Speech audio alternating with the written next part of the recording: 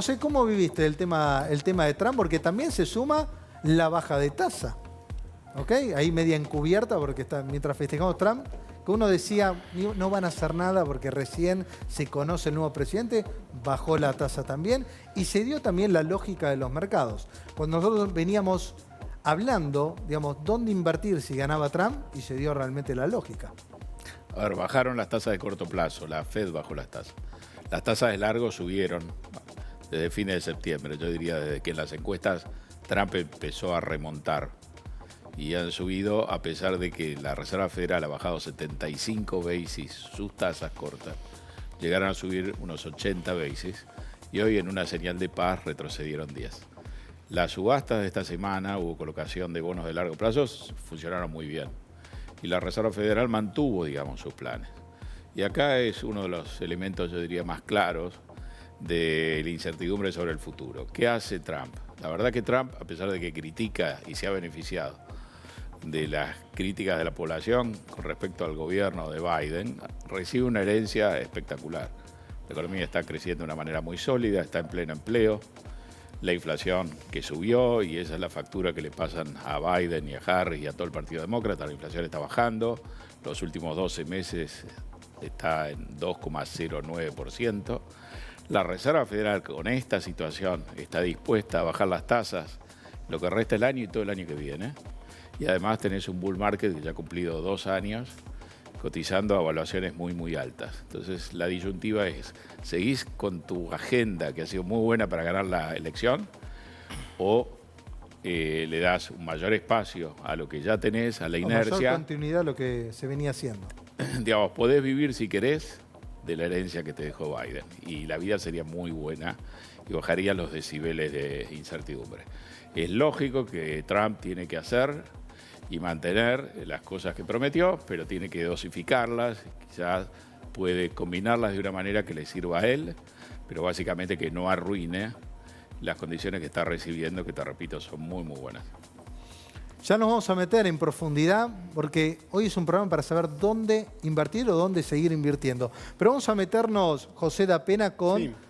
Aprovechó también la euforia el presidente Javier Milei, que ya sacó ticket para ir a abrazarse con Donald Trump, ¿no? Porque sabemos que, bueno, ganaste, a ver si vamos a buscar plata, a que nos ayuden con el tema del Fondo Monetario Internacional. Y también el presidente salió a festejar, la recesión ha terminado y el país ha comenzado a crecer. ¿Lo escuchamos? Hoy vengo con un mensaje muy particular que quiero transmitirles a ustedes y a todos los argentinos. Ese mensaje es que la recesión ha terminado y el país ha comenzado a crecer. Bueno. Sí, yo había leído algunos informes, no sé qué tan exactos serán, pero que la recesión había terminado en marzo, técnicamente. Marzo, abril ya se había superado la recesión como se mide usualmente desde el punto de vista técnico. La buena noticia es que el nivel de actividad económica está ahora en los niveles en los que estaba previos al inicio. Es decir, se hizo una política de saneamiento del Banco Central con un ajuste bastante significativo sobre las cuentas públicas, con un impacto en la producción bastante significativo, y ha podido retomar el nivel de actividad que había recibido originalmente. Es decir, empezar a crecer, creo que el desafío es hacerlo de manera sostenida, hacerlo de manera continua en el tiempo, crear las condiciones de forma tal de que no sean crecimientos espasmódicos, y para eso obviamente necesitas inversiones, necesitas exportaciones, necesitas otra dinámica que te permita cimentar las condiciones de largo plazo para ese crecimiento sostenido. Argentina desde el año 2011 no crece. Crece, no crece, o sea, crece, cae, pero el trabajo que se ha hecho en estos meses ha sido, sobre todo el saneamiento del Banco Central. El Banco Central, si bien los pasivos remunerados que tenía, por un lado estaban devengando intereses bastante significativos, los de las LELIQ, por otro lado, la misma inflación estaba comiendo el valor nominal de esos pasivos. El punto ahora, el desafío, es el tema de la deuda. El tema de, primero, acceder al crédito, poder acceder al crédito externo, y en segundo lugar, poder levantar las restricciones de forma tal... Es decir, no hay duda de que una economía no puede crecer con cepo. De eso, si no, los países tendrían cepo. Y Argentina no crece desde el primer cepo en octubre del 2011. Y necesita dólares también para terminar con el cepo. Claro, y en ese sentido, bueno, lo escuchaba recién que decían el tema arancelario, el tema de proteccionismo de Estados Unidos, que por un lado puede ser malo para Argentina, pero la buena noticia es que nosotros, más que colocar los productos por el momento, necesitamos resolver un tema de deuda, un tema bastante significativo de deuda que pone, que actualmente la tasa de interés que está pagando no es tan alta. El FMI da condiciones bastante favorables, parte de la deuda es intraestado, pero en una situación de mercados voluntarios es un tema quizás un poquito más delicado. Bueno, le pregunto a Janina, para que Argentina crezca, ¿cuánto depende hoy del comercio internacional y cómo están las condiciones con este dólar también? Dólar, impuestos y todo el combo argentino, ¿no? Para crecer siempre necesitamos el comercio internacional. Volvemos sobre lo que hablamos la otra vez. Entre el 70 y el 80% de lo que la Argentina importa son insumos, materias primas, bienes de capital. Entonces, claramente, un síntoma de que la economía empieza a reactivarse es si vos tenés mayor demanda de insumos, de bienes de capital. Entonces, necesitamos que crezcan las importaciones y necesitamos dólares para poder pagar esas importaciones. Y necesitamos las exportaciones, que son las que generan ingreso genuino de dólares, porque más allá de los dólares que puedan llegar por un préstamo, por una repo, por lo que sea, lo que realmente sostiene la economía es el crecimiento de las exportaciones. Y hoy tenés un mercado con precios, por ejemplo, de la soja, que están realmente muy deprimidos, tenés el problema de las retenciones, que claramente no está en condiciones hoy de eliminarlas el Estado porque necesita mantener este déficit fiscal en cero, y eso le resta competitividad al sector agropecuario. Y ahí entramos en la discusión de si necesitamos reconvertirnos y empezar a pensar en colocar manufacturas de origen industrial, de origen agropecuario, más que el producto primario. Pero para poder hacer eso, se tienen que dar un montón de condiciones que están vinculadas con la inversión. Y para la inversión necesitamos políticas de largo plazo y certidumbre. Pero certidumbre en el mercado local. ¿Qué pasa para el sector? Porque por un lado, todo lo que vos estás describiendo muy bien, pero por otro lado también el gobierno está diciendo vamos a generar una apertura, no digo indiscriminada, pero apertura de muchos sectores. Ya se empieza a hablar, bueno, con el puerta a puerta, que todo tiene incidencia cuando vos no tenés dólares. Mira, no creo que vayamos a tener una apertura, por lo menos por ahora, de lo que sería el cepo para las que es las compras particulares fácilmente. Siempre cuando se habla de la apertura, se habla de la apertura para facilitar el ingreso de los productos, de los insumos. Y si lo vemos hasta ahora, lo que se hizo fue generar, por ejemplo, pago anticipado para bienes de capital, reducir aranceles de importación para todo lo que son, de manera muy puntual, insumos para las pymes, para lo que es canasta básica. O sea, estamos hablando de tratar de aumentar la competencia para equilibrar los precios. Y ahí obviamente que vas a tener al sector nacional que te va a decir, pero yo no estoy en igualdad de condiciones. ¿Por qué? Porque tengo una carga tributaria muy alta, porque tengo una mano de obra muy cara. Entonces, dentro del marco de la apertura comercial que es necesaria, Argentina no es Estados Unidos, tenemos una matriz productiva totalmente distinta y obviamente los planteos que puede hacer Trump para proteccionismo en los Estados Unidos pueden ser válidos para ellos, pero es distinta nuestra situación. Y Argentina necesita esa apertura comercial, pero también necesita empezar a mirar para adentro y empezar a trabajar en lo que sería el desarrollo de infraestructura, mejorar las políticas laborales, mejorar las políticas fiscales. Es algo que lleva mucho tiempo. Vamos a meternos ahora con el oro, los commodities. Después lo vamos a vincular también, que no hablamos mucho del tema Trump. Bueno, al final se dio, bajó la tasa de corto plazo. Las monedas emergentes también sufrieron un poquito. Salvo el peso. Salvo el peso, ¿no? Sí, el superpeso. El superpeso, nosotros la estamos mirando, ¿viste? Bueno, pero no es gratis. O sea, no, eso está claro.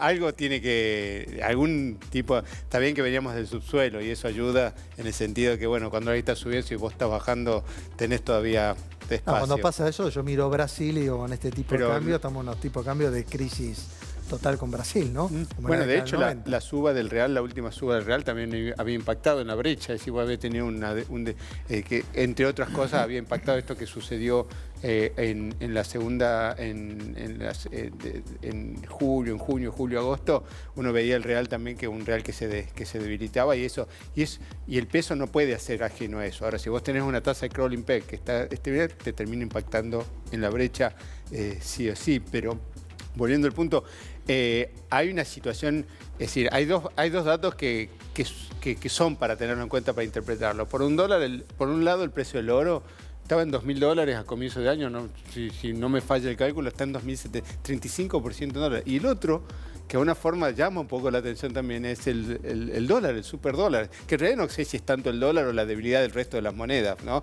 Porque el euro realmente está sufriendo, el yen también. Entonces, No, pero la fortaleza del dólar. pero es decir, lo que de alguna forma te dice, es decir, Estados Unidos me da la sensación a mí que necesitas un cierto nivel de inflación para resolver algo, el problema de deuda, más allá de, es decir, algo te tiene que impactar la inflación y partiendo, es decir, ¿qué pasa con el oro que no lo ve el DXY, que no lo ve el índice del dólar? Y ahí encontrás algún tipo de llamado de atención, no para mañana, para pasado, para dentro de un mes, para dentro de 2 meses, sino estos son movimientos que te dan de acá a 3 o 4 ¿Cómo le pega años. a los commodities que tanto necesitamos, que tan dependientes somos también, del superdólar? Pero por eso es tan importante poder restablecer el crédito en dólares. Y no el crédito en dólares, porque los dólares están. Es decir, no es que falten dólares en Argentina, sobran los dólares. El blanqueo lo mostró, que sobran los dólares. El punto es que no se los quieren prestar al Estado. Ese es el problema.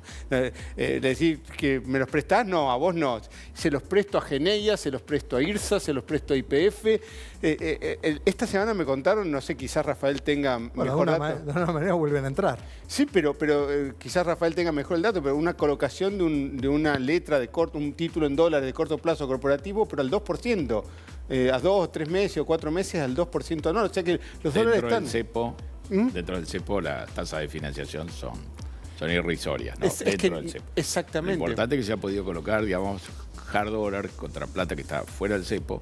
Una parte plata que estaba entrando al blanqueo, pero otra plata de inversores internacionales que no estaban atrapados por el cepo y que empiezan a interesarse en algunos productos, en algunas corporaciones argentinas. Pero lo interesante, el aspecto interesante es poder, y esto seguramente está, no es que uno lo dice en este contexto y no, es como un aspecto de interés, es, bueno, así como se armó una curva de tasas en pesos, poder empezar a armar una curva de tasas en dólares. Tenés las tasas en dólares de los bonos hard dólar de largo plazo, pero alguna colocación de corto plazo, simbólica, piloto, para tratar de ver cómo se podría eventualmente armar esa Caputo curva de en su corto. momento había lanzado las LETES.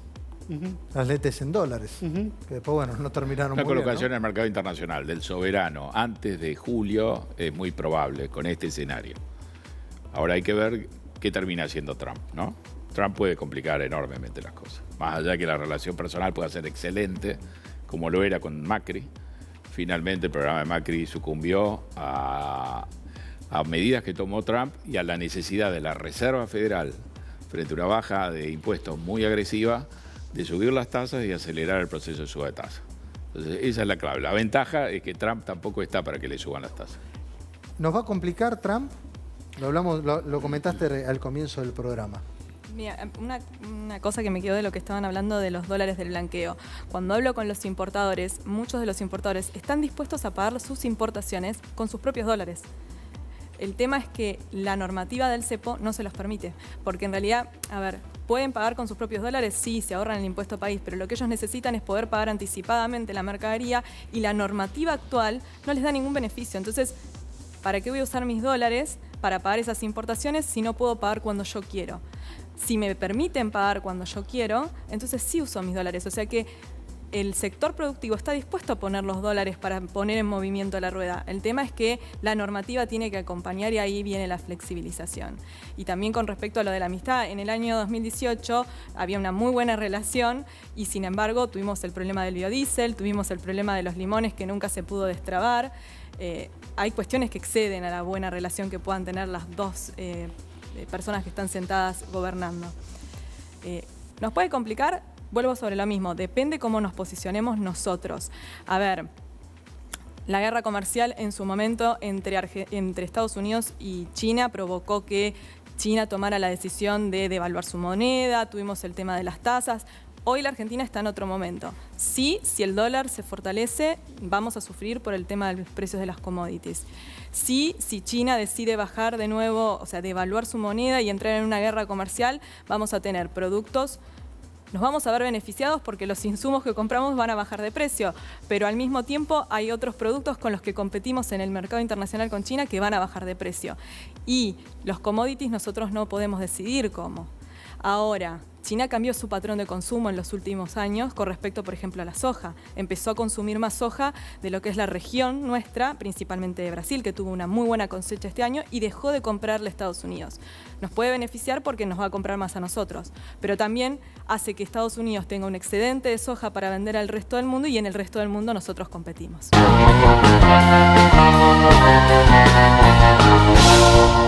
¿Cómo lograron los Uriburu controlar Salta y luego el país entero? ¿Cómo llegó Hipólito Yrigoyen de comisario a terrateniente y de ahí a presidente de la nación? ¿Quién tenía más dinero? ¿Eva o Juan Domingo Perón? ¿Fue Juan Duarte, el hermano de Evita, testaferro del presidente? Vita con historia, de Mariano Otálora.